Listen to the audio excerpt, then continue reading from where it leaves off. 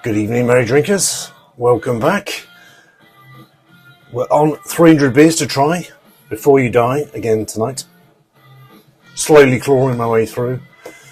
And we're off to Bonnie, Scotland. There's a Scottish ale section to the book. And this is Innis Gunn, the original. So this is their single malt whisky cask, which has been matured for smoothness and depth of flavour. This is sort of the original beer that they came up with. Scotland, not renowned for its sunshine, but does have excellent malt-based beers, so that's what we're going to get here. I'm a little bit concerned it's in a clear glass bottle. I bought this from Waitrose. I think it was £2.75. So it might have been out on the shelf for a while. It's been in my fridge for a while. As Scotland is part of Great Britain, just asked Don's Beer Reviews to give that. We've got a rather nice Great British Beer Festival glass. See what it looks like in the glass. Let's see what it fizzes up off once it's out of the bottle.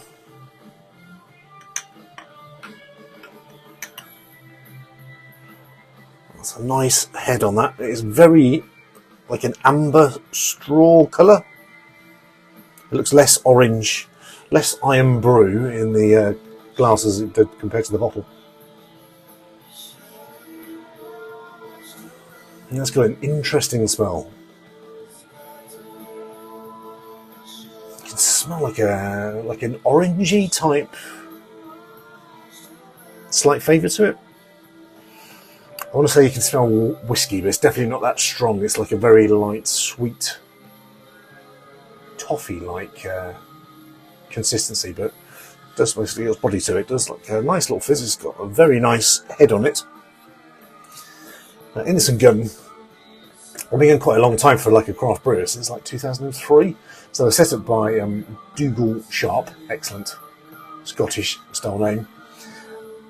His dad was involved in setting up Caledonian Brewery, and he was head brewer there for a while, before obviously venturing out on his own. Innis Gunn comes, him and his brother have obviously got very unusual middle names. I think Innis might be his, or Gunn might be his, so that's where the combo came from anyway. They're sort of Edinburgh based. They have been a cuckoo brewer at Tennant's for a while, but they've got their own place in Perth, and they've recently been granted sort of like some serious planning permission to build a new brewery in Edinburgh itself, which for Old Reekie is pretty special. That must be the first brewery in there for hundreds of years. Let's just top this up. There's 6.6%. So it's been matured in whisky casks for smoothness and depth of flavour. Aromas of vanilla, malt, toffee, and a touch of oak, with perfect understated bitterness. 330 mils. I'm not 100% sure what oak smells like, but I'm definitely getting toffee and a little bit of orange. Let's give it a go. Cheers.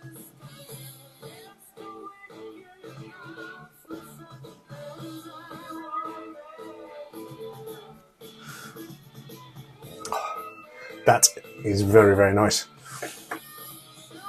It's not quite a pale ale. It's got really nice sort of body. I say it's light to medium bodies. It flows down very, very nicely.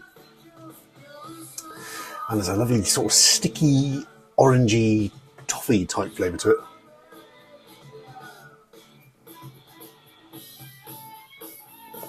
I'm not too sure what the malt's based in there. You can tell there's no dank, hazy sort of hoppy flavour that comes afterwards. It's obviously that whiskey characteristic that's been picked up from the barrel that's in there.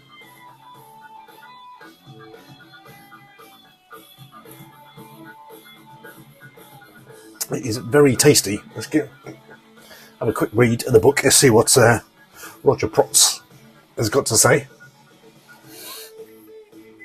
There's the Innis Gunn Oak Age beer. It's designed to marry brewing the whiskey and beer tradition and cognac. It says here that Mr. Sharp Senior worked at Chivas Regal, so he obviously got well involved in aging spirits in oak barrels. And the whiskey used in here is by William Grant and Sons, who are experimenting in developing cask reserve Scotch whiskey and using beer to actually sort of mature the barrels. So the stuff they were going to throw away was Innis Gunn were like, well, we can develop that, we can use these. So it has a 77-day maturation process, which is 10 times the average for a beer of this style, and a 30-day rest period in a lightly toasted American white oak cask. After 30 days, then they put it into a marrying tun, where the flavours infuse and mellow, and the natural carbonation takes place. It's brewed with Golden Promise and Crystal malt. It says it's hopped with Phoenix. I've not really come across Phoenix before. It's an amber colour, dense lasting collar of foam, and a tightly beaded champagne-style carbonation. It should smell smoky, oaky, with a hint of vanilla, and the smokiness should linger on the palate. It was launched in 2003. It's won gold medals in 2 categories, and is now a staple of most stuff. So I won't say my head has particularly lasted. It's not nucleated glass, but there's a lovely toffiness coming out to it now. I had it out of the fridge for about 20 minutes.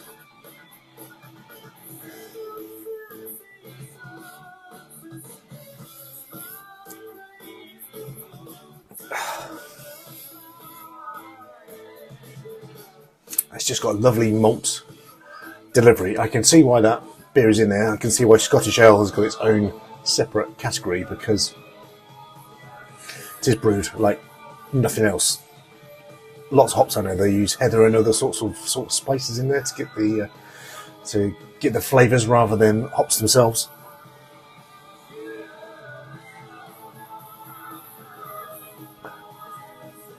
But that's a belter. I think it was bottle only for a long time. They've recently signed a distribution agreement to spread it around in China. I mean, Japan, big on their whiskies. So I hope that's really taken off. It's rumoured that it's potentially going to be canned to get it all over that way. I would love to try this as a cask beer. I'd imagine it would be absolutely amazing.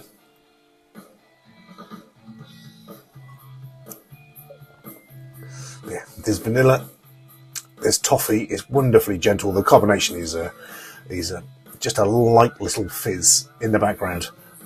It's slightly holding on to a head, and if you roll the glass around, you can sort of see a little bit of carbonation bubbling up against the side.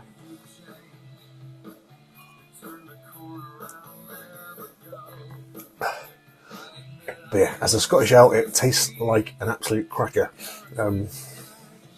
Where are we on scores on the doors? ESB is still out in front for me, but maybe only just. Give this maybe a 3.4 out of 5. It's just lacking.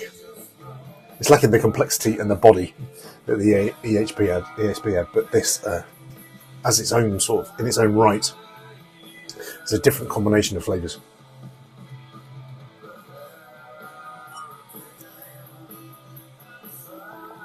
Let's go 3.4. I'd imagine that puts it